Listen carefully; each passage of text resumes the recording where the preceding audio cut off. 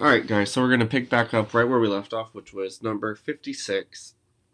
And this problem is quite a doozy, and it's because they give us a lot of information, and we just kind of have to mark up our figure. So what I did was I marked up the parallel sides AE and BF with one arrow, and then I marked up EC and FD with two arrows to show those parallel lines. Now, A says, what conjecture states that the triangle ACE is similar to triangle BDF? And here's what I have to do. I have to use the information given to me to kind of draw some conclusions. Now, this word conjecture, literally, we could just say theorem.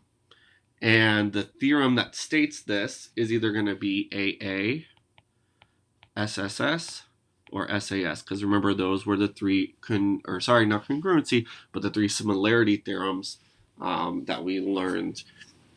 Now, what I know is that I have two parallel lines, and therefore the corresponding angles have to be congruent. So that's going to be angle E right here, angle A and angle B. And then since segments EC and FD are also parallel, then those corresponding angles are congruent as well. And we know that if we have two pairs of congruent angles that are congruent between two triangles, that we can use AA to state the similarity. Okay? All right. So the first question asks us to find BC, which is this segment right here. Now, what actually happens is this third triangle that we see right here is also similar to the two triangles because it shares the angles that are congruent to the other. So here's what I'm going to do to kind of make this simpler. I'm going to split this up into triangle ACE.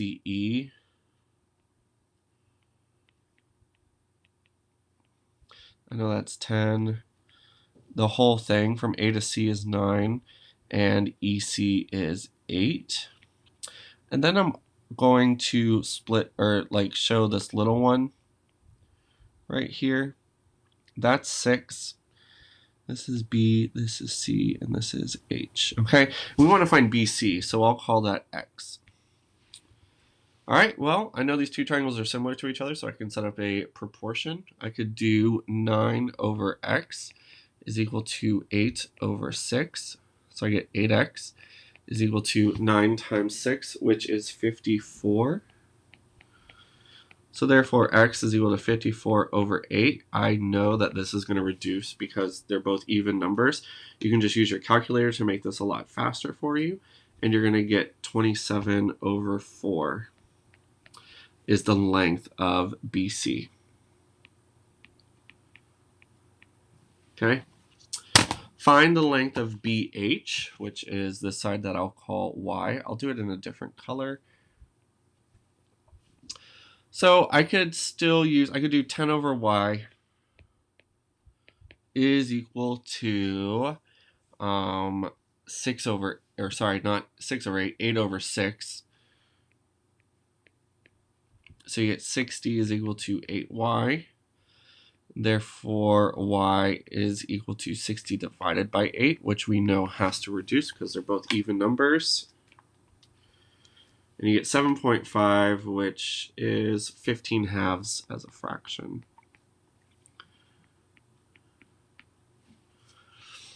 All right. So that's 15 halves. Next is find HF, which is this piece right here. Okay? Now, here's what we know. We know that BH is 15 halves. And we also know that these two bigger triangles, AEC and BFD, are corresponding. Or sorry, not corresponding, they're similar. So what we could do is say, all right, well, I could do 10 over, let's call this Z. I could do 10 over 15/2 plus z is equal to, and then I'll do the side EC over FD, so I'll do 8/12.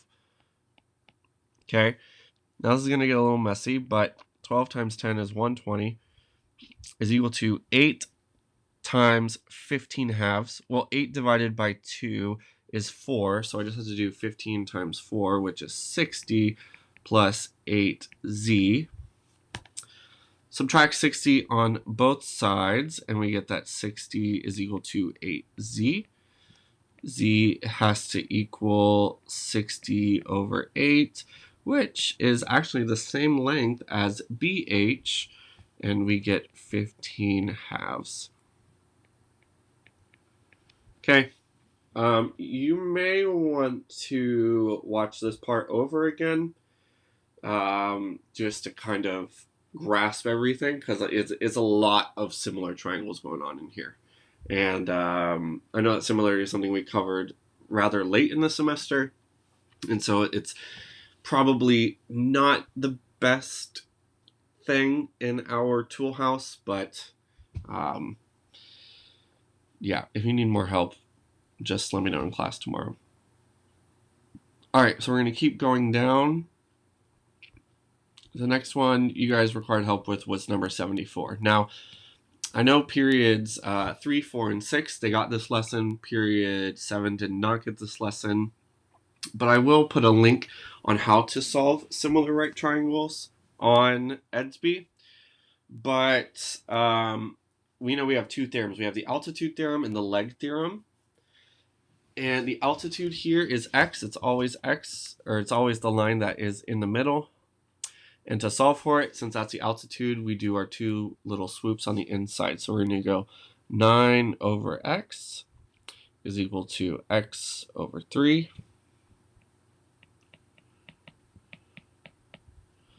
Which leads us to x squared is equal to 9 times 3, which is 27. Therefore, x is equal to the square root of 27.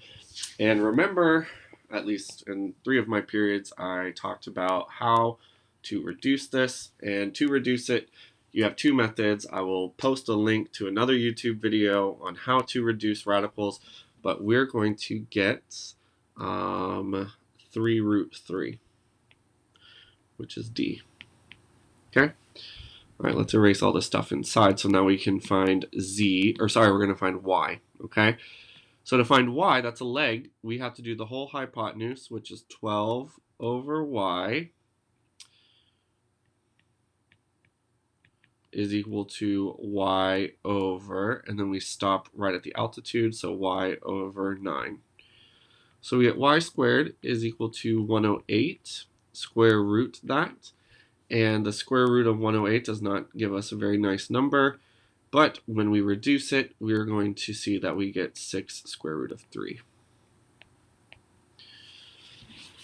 All right, and then finally, to find the length of z, I'll use a different color.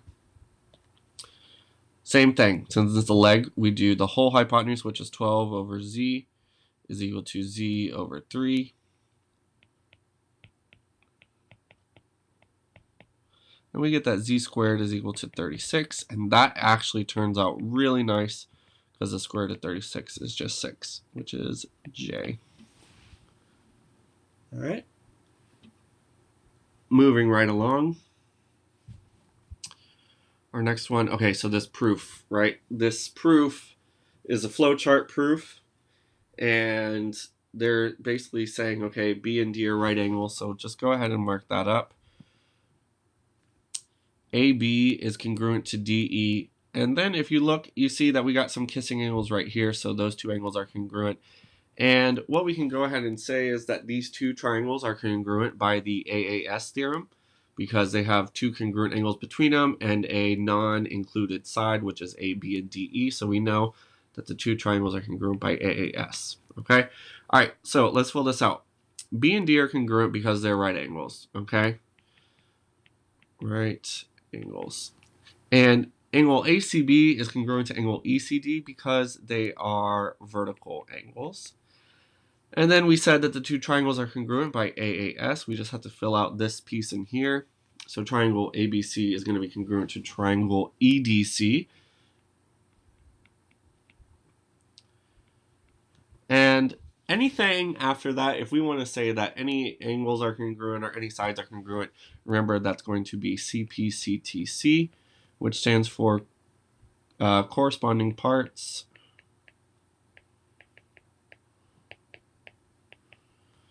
of congruent triangles are congruent.